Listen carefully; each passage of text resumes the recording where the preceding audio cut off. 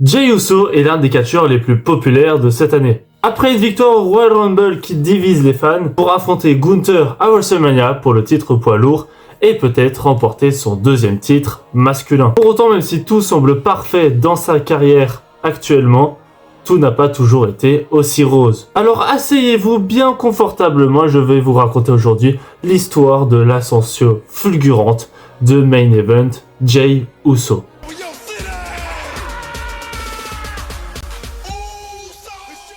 Pour autant, je ne vais pas vous raconter toute l'histoire de Jey Uso. Plein de personnes l'ont déjà raconté, la plupart de son histoire, c'est avec Jimmy. Je vais apporter des choses totalement différentes, ça veut dire parler plutôt de son individualité. Je vais revenir bien évidemment sur ses origines, ainsi que son passage en duo, mais principalement son solo. Né en 1985 à San Francisco, Jey Uso, de son vrai nom Joshua Samuel Fatu, fait partie d'une grande famille de catcheurs. La famille Anoa'i, frère jumeau de Jimmy Uso et grand frère de Solo Sikoa. Il est le fils du Hall of Famer, célèbrement connu sous le nom de Rikishi, et il est également le cousin de Roman Reigns. Celui que tout le monde connaît maintenant est peut-être le futur champion à venir, Jacob Fatu, le neveu d'Umaga. La carrière de Jey Uso débute le 12 décembre 2008 à la NWA avec son frère Jimmy. Leur nom d'équipe est les Samoan Soldiers. Le 14 janvier 2010, ils effectuent leur début à la FCW en Floride sous le nom des Uso Brothers. Le 13 mars, ils deviennent les nouveaux champions par équipe de la FCW en battant les Fortunate Sons, l'équipe de Brett DiBiase et Joe Hennig. À ce moment-là, ils remportent les premiers titres par équipe dans leur carrière. Tout ça va rapidement changer car le 24 mai 2010, à Raw, ils effectuent leur début à la WWE en tant que heel. Ils seront sous le nom des Uso et accompagnés de leur cousine Tamina. Et leur trio samoan attaque celui de la Hart Dynasty, David Arn Smith, Tyson Kidd ainsi que Natalia. Le 20 juin, à la WWE, un 4-4-way final, leur cousine et eux perdent face à un trio adverse dans un match 6 personnes mixed tag team match. Le 6 décembre à Raw, ils ne remportent pas pour la seconde fois. Après le combat, leur cousine les trahit et effectue un face turn. Donc maintenant ce n'est plus un trio mais un duo. On pourrait pu se dire que les Usos ont un truc particulier et ils vont réussir à s'en sortir. Et non. Pour le moment, ils n'ont pas de rivalité très intéressante. En 2012, ils font partie du show jaune à NXT en équipe pour pouvoir relancer leur équipe, car à Raw, ça n'a pas été l'extase. Le 26 janvier 2014, au Royal Rumble, Jey Uso rentre dans le Royal Rumble match. Mais on va pas parler de Jimmy, même si lui aussi fait une apparition en tant que 9ème. Jey Uso arrive à la 23e position, mais se fera éliminer par Eric Rowan et Luke Harper. Le 23 février, à Elimination Chamber, il ne remporte pas les titres par équipe de la WWE, battu par New Age Outlaws, par Road Dogg ainsi que Billy Gunn. Mais enfin, quelque chose de bien se passe pour eux. De retour à Raw, le 3 mars, ils deviennent les nouveaux champions par équipe de la WWE, en prenant leur revanche sur leurs mêmes adversaires, remportant les titres pour la première fois de leur carrière, et leur second titre par équipe. Ils perdent leur titre par contre au profit de Goldust et Stardust le 21 septembre à Night of Champions. Ils avaient cumulé un règne de 202 jours. Le 29 décembre, à Raw, ils deviennent champions par équipe de la WWE en prenant leur revanche sur leurs mêmes adversaires, remportant les titres pour la seconde fois. Mais jusqu'à la fin de l'année 2016, ils ne remportent pas les titres par équipe, mais ils font partie d'une bonne rivalité avec la Wyatt Family. Pour essayer de les relancer, le 19 juillet, lors de la draft, ils seront envoyés à SmackDown.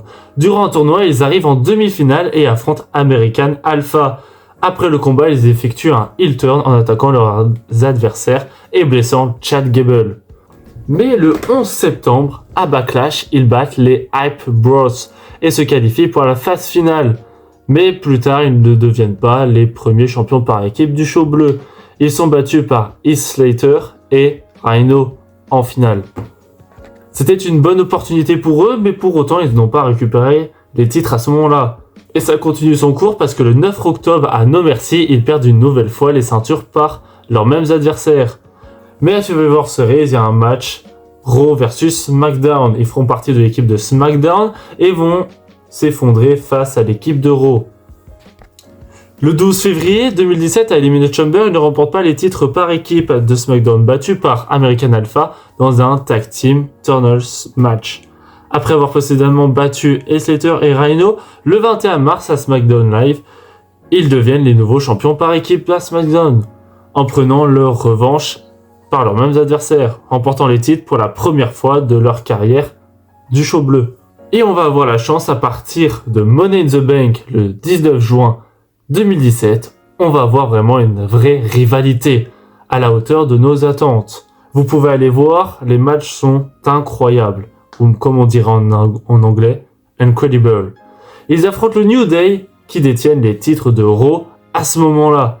Et les vainqueurs de ce match est le New Day par Countdown, mais conservent leur titre. Le 23 juillet à Battleground, ils reperdent les titres face au New Day et ils ont fait un règne de 124 jours. Le 20 août, lors du pré-show de SummerSlam, ils deviennent de nouveau les champions par équipe de SmackDown en prenant leur revanche sur leurs rivaux, le New Day. En remportant les titres une seconde fois, le 12 septembre à SmackDown, ils les reperdent face au New Day dans un Sin City Street Fight match et ne conservant pas leur titre et mettant fin au règne de 23 jours. Le 8 octobre à Hell in a Cell, ils redeviennent champions par équipe de SmackDown. Ils conservent les titres par équipe pendant un bon moment en les défendant régulièrement. Mais le 8 avril à WrestleMania 34, ils perdent face aux Bludgeon Brothers dans un Triple Threat Tag Team match qui inclut également le New Day, ne conservant pas leur titre et mettant fin au règne de 182 jours. Le 12 février 2019, à Elimination Chamber, ils redeviennent champions par équipe de SmackDown en battant le Miz et Shane McMahon, remportant les titres pour la 4e fois le 7 avril à WrestleMania 35. Ils conservent le titre en battant Aleister Black, Ricochet, The Bar, Rusev et Shinsuke Nakamura dans un Fatal 4-Way Tag Team match. Et pour finir, ils affrontent 2 mois après à SmackDown les Hardy Boys où ils perdent leur titre en mettant fin au règne de 51 jours. Malgré tous leurs efforts de 2019 à 2020, ça n'a pas été une réussite pour eux. Ils sont passés par énormément de défaites et ils repassent de Raw à SmackDown. Mais ne vous inquiétez pas, en 2020, la vie va beaucoup changer pour Jay. Sa carrière va prendre un gros tournant. Pourquoi je dis ça? La plupart le savent déjà, c'est le moment de la Bloodline. Tout d'abord, en mai 2020, son frère se blesse et doit s'absenter pour une durée de 6 à 9 mois. Il se lancera une rivalité avec Roman Reigns, le détenteur du titre universel, à ce moment-là. Ils s'affrontent le 27 septembre à Clash of the Champions et ils ne remportent pas le titre universel de la WWE, battu par Roman Reigns par abandon après l'intervention de Jimmy Uso, qui va vouloir arrêter le match. Le 25 octobre à Hell in a Cell, on va avoir encore un très bon match qui va encore plus sensibiliser cette rivalité. Il ne remporte pas une nouvelle fois le titre universel de la WWE, mais son cousin vient l'aider et c'est lui qui devient de nouveau emprisonné. Et finalement, Jay va abandonner et supplier Roman d'arrêter dans ce Hell in a Cell I Quit match.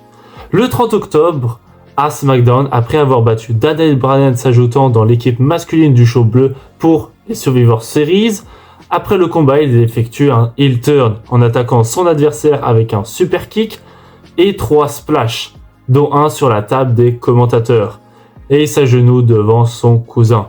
Il le reconnaît comme son chef de tribu et le 22 novembre au Survivor Series, l'équipe SmackDown, Kevin Owens, King Corbin, Otis, Seth Rollins et lui perdent face à l'équipe de Raw, AJ Styles, Braun Strowman, Sheamus, Keith Lee et Riddle. Mais plus tard dans la soirée, il va aider Roman Reigns à battre Drew McIntyre dans le champion versus champion. Je vous coupe 2 secondes pour arrêter l'ascension de Jey Uso pour marquer mon ascension à moi. Oui, s'il vous plaît, vous pouvez m'aider en vous abonnant et en likant cette vidéo. Ça me ferait énormément plaisir et je peux vous partager, grâce à ce soutien, d'énormes vidéos sur le catch. J'ai repris le catch il y a maintenant 2 ans et ça me ferait énormément plaisir de raconter plus d'histoires sur le catch, même sur des personnages qui sont partis ou même qui sont peu racontés. Il y a d'immenses catcheurs que j'ai envie de raconter ou même d'histoires à vous partager. Donc n'hésitez pas à me soutenir en vous abonnant à la chaîne. Je compte sur vous et on repart sur Main Event Jey Uso. Le 21 février 2021 à Elimination Chamber, il ne devient pas aspirant numéro 1 au titre universel de la WWE. Battu par Daniel Bryan dans un Elimination Chamber match, il est inclus aussi Cesaro, Kevin Owens, Sami Zayn et King Corbin. Le 9 avril à SmackDown, spécial WrestleMania, il remporte la Andre the Giant Memorial Battle Royale en éliminant Shinsuke Nakamura en dernière position. Le 7 mai à SmackDown, son frère effectue son retour de blessure après 1 an d'absence, ce qui crée des tensions entre son cousin et lui. Le 18 juin à SmackDown, après sa victoire de Roman Reigns sur Rey Mysterio dans un Hell in a Cell match, Jimmy effectue aussi un heel turn en célébrant avec son cousin. Maintenant, ils sont 2 dans la team, l'équipe des Uso Tag ainsi que celle de Roman Reigns. Et l'ascension est très loin de se terminer là. Le 18 juillet, lors du pré-show de Money in the Bank, ils redeviennent les champions par équipe de SmackDown en battant Los Mysterio, c'est Dominic Mysterio et Rey Mysterio. Ils remportent les titres pour la 5e fois. Le 21 août à SummerSlam, ils conservent leur titre en battant leurs mêmes adversaires. Le 26 septembre à Extreme Rules, ils conservent également leur titre en battant les Street Profits. Le 21 octobre, lors du pré-show à Crown Jewel, ils battent le Hurt Business, Cedric Alexander et Shelton Benjamin, dans un match qui n'a aucun enjeu. Je ne vais pas parler de Survivor Series où on oppose champion contre champion, ça veut dire les RK Bro contre les Usos, parce que je trouve que ça n'apporte rien d'avoir des matchs comme ça, champion contre champion. Ce moment-là où Survivor Series c'était juste champion contre champion, ça ne m'intéresse pas. Parce que peu importe celui qui gagne, il n'y a pas forcément d'enjeu. Si vous êtes d'accord, n'hésitez pas à me le dire en commentaire aussi, j'aimerais avoir votre avis là-dessus. Le 1er janvier 2022, à Day One, ils conservent leur titre en battant le New Day. Le 19 février à Elimination Chamber, leur match face à Viking Raiders se termine en no contest, le match n'ayant pas eu lieu, mais ils conservent leur titre. Pour l'instant, ils font une énorme série. Ils conservent leur titre depuis un bon moment maintenant. Et le 2 avril à WrestleMania 38, ils conservent le titre en battant les Rick, Bog et Shinsuke Nakamura. Le 8 mai à WrestleMania Backlash, leurs cousins et eux battent RK Bro et Drew McIntyre dans un 6-man tag team match. Le 20 mai à SmackDown, ils conservent leur titre et redeviennent champions par équipe de Raw en battant RK Bro dans un winner take all match. Aidés par une intervention extérieure de Roman Reigns et Paul Heyman, ils remportent les titres pour la 3e fois et deviennent double champions par équipe, unifiant les 4 titres, donc les 2 titres tag de SmackDown ainsi que ceux de Raw. Ils battront également les Street Profits à Money in the Bank ainsi qu'à SummerSlam. Et à Crown Jewel, ils vont conserver leur titre face aux Brawling Bulls, l'équipe de Butch et de Ridge Holland. Dans un match excellent, le 26 novembre au Survivor Series World Games, la Bloodline bat les Brawling Brutes, Sheamus, Ridge Holland et Butch, Drew McIntyre et Kevin Owens dans un Man World Games match. Le moment qui va peut-être tout changer, c'est maintenant. Le 28 janvier 2023 au Royal Rumble, après la conservation des titres de Roman Reigns sur Kevin Owens, le Samoan et eux tabassent son adversaire. Mais Sami Zayn s'interpose. Le Tribal Chief donne une chaise à ce dernier, mais celui-ci effectue un face turn en le renvoyant contre le Samoan. Avant que Jimmy Uso, Solo Sikoa, ainsi que le champion universel de la WWE ne le tabasse. Il refuse d'y participer et part de son côté, ce qui crée des tensions dans le clan. À ce moment-là, Jay était le premier à refuser Sami Zayn et maintenant c'est celui qui est le plus bouche bée quand Sami Zayn les trahit. Il ne sait plus quoi faire à ce moment-là. Et ça a été encore une nouvelle fois un nouveau tournant, car à WrestleMania 39, ils perdent face à Kevin Owens et Sami Zayn, ne conservant pas leur titre, en mettant fin au règne de 938 jours, presque un millier de jours de titre. Et le 6 mai, à Backlash, leurs frères cadets et eux battent Matt Riddle et les Canadiens dans un 6-man tag team match. Roman Reigns n'est pas content de tout ça. Du coup, il va décider de récupérer les titres par équipe qui est perdu les Usos. Du coup, Roman Reigns et Solo Sikoa vont essayer de se débarrasser de Sami Zayn et de Kevin Owens. Les Usos vont essayer de s'interposer pour aider bien évidemment Roman Reigns et Solo Sikoa, mais ils vont porter ensuite un super kick sur leur frère cadet par erreur. Après le match, Jimmy effectue un face turn portant 2 super kicks à son désormais ex-Tribal Chief, tandis que Jay effectue un twinner turn, car il semble indécis entre choisir le camp de son frère aîné ou celui de son cousin Roman Reigns. Il quitte le ring pourtant en premier et le 16 juin à SmackDown, il effectue lui aussi un face turn en annonçant quitter officiellement la Bloodline avec son frère aîné et portant un super kick sur son ex-Tribal Chief. Les deux jumeaux portent ensuite un super kick sur leur frère cadet et un autre sur Roman Reigns. Après cette excellente promo de Jey Uso qui trahit Roman Reigns, c'est peut-être le moment de son apogée. Parce que ils vont réussir un exploit. Le 1er juillet à Money in the Bank, ils battent Roman Reigns et Solo Sikoa dans un Bloodline Civil War Tag Team Match, faisant subir Roman Reigns son premier tombé, sa première défaite après 3 ans et demi d'invincibilité. Ça faisait 3 ans et demi que Roman Reigns n'avait pas subi un seul tombé et pour la première fois, Jey Uso a réussi à faire ce tombé tellement important.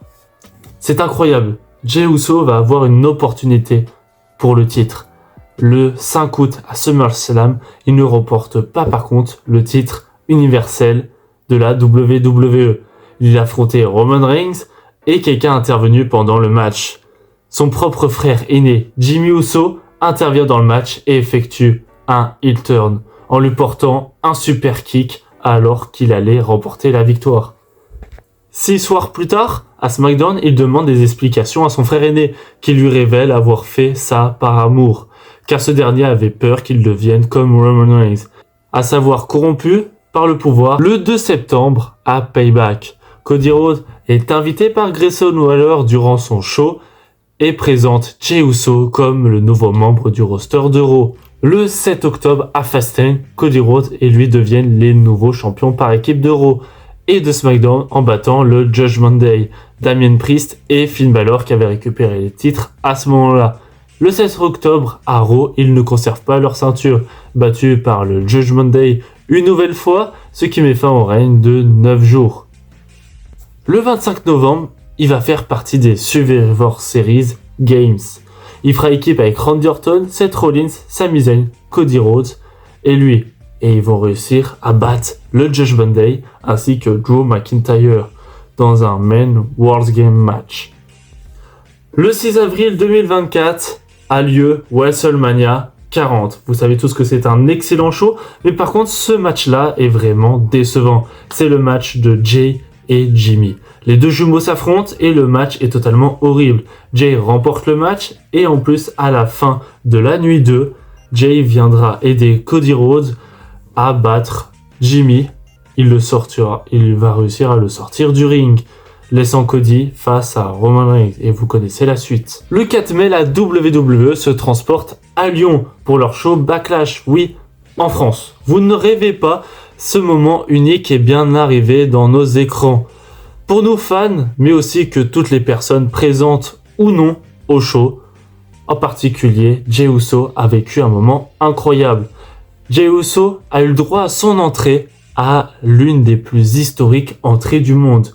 Vous l'avez vu et je pense que dans les 10 dernières années, on parlera encore de ce moment incroyable et historique. Pour autant, il ne remporte pas le champion du monde poids lourd, battu par Damien Priest, qui détient le titre à ce moment-là.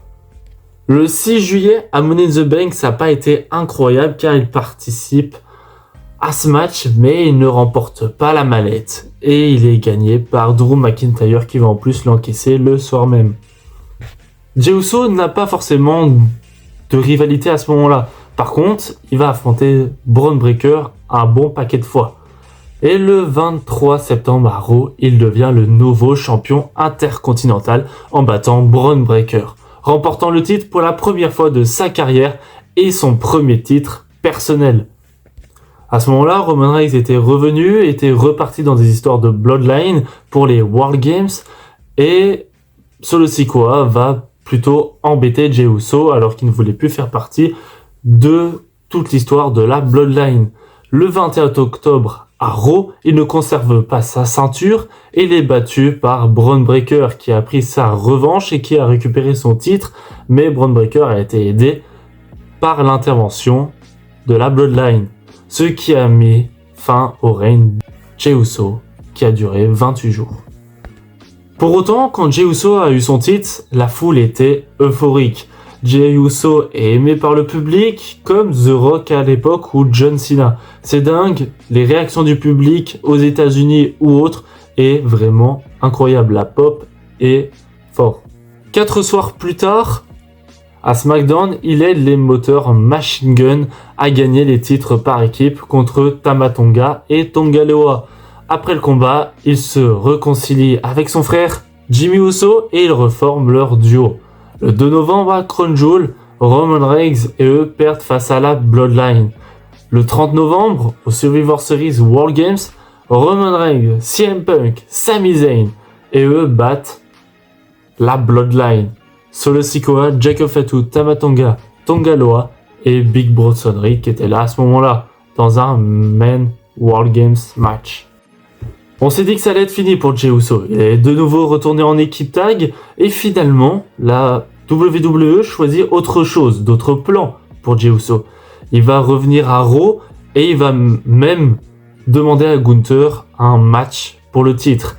Alors bien sûr, suivi plusieurs promos et un match est officialisé entre les deux et Jey Uso perd le match pour le titre de Gunther. On s'est peut-être dit que c'était fini, qu'il n'allait pas réussir à rebondir, parce que ça avait plusieurs opportunités, comme pour le titre intercontinental qui perd assez rapidement. Est-ce qu'il va réussir à se reconstruire? Dans quelle rivalité il va être amené? Et finalement, on va voir une énorme surprise. Une semaine plus tard, après sa défaite face à Gunther pour le titre poids lourd à Saturday Night Main Event, il participe au Royal Rumble. Même si toutes les prédictions disaient que CM Punk, John Cena, Roman Reigns, Seth Rollins ou Drew McIntyre pouvaient potentiellement gagner cet affrontement, c'est-à-dire le Royal Rumble, finalement ça va être tout autre. La WWE fait le choix que Jey Uso soit le nouveau champion. Jey Uso participe au Royal Rumble et rentre à la 20e position. Il va éliminer Shinsuke Nakamura ainsi que Sami Zayn. Il est dans les 3 derniers parmi Logan Paul, John Cena ainsi que lui-même. On est très étonné de voir Jey Uso à cette position. On se dit que c'est sûr, soit c'est John Cena, soit c'est Logan Paul pour renforcer encore plus son heel. Donc personne ne disait que c'était Jey Uso qui allait gagner.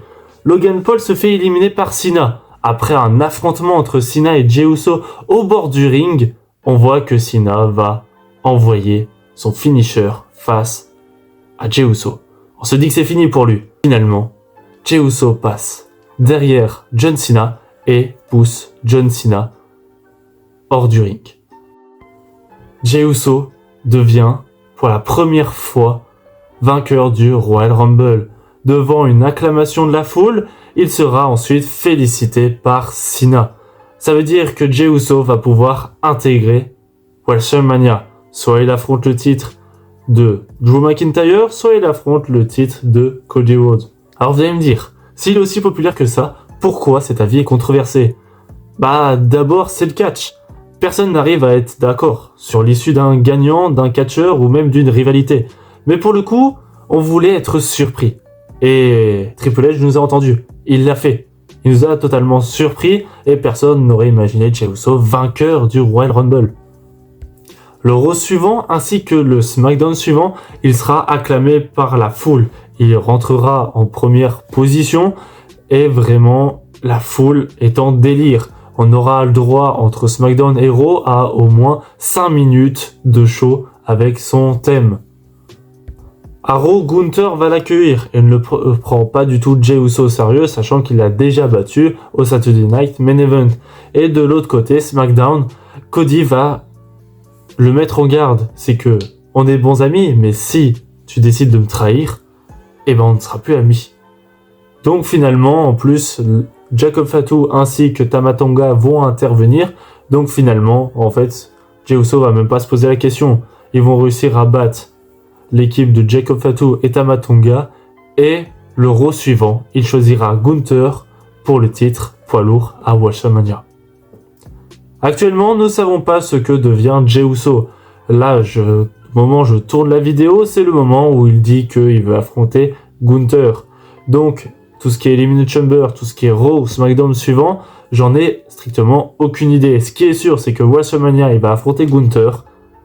Et, à votre avis, va-t-il récupérer le titre à ce moment-là? Est-ce que aussi, pour ceux qui me regardent des années plus tard, que devient Jey Uso? Est-ce qu'il est descendu en mid-card ou est-ce que maintenant, il est la star la plus connue de la WWE? Tellement de questions importantes, et pour savoir tout ça, je vous invite tout simplement à aller voir la WWE, allez voir ce qu'ils proposent de Raw à SmackDown ou même en passant par NXT ou par les autres fédérations de catch, mais aussi je vous invite à vous abonner à la chaîne, ça me ferait énormément plaisir comme je vous l'ai dit, et en plus, j'ai envie de vous dire, on se retrouve dans une toute prochaine vidéo, et peut-être pour une histoire tout aussi folle.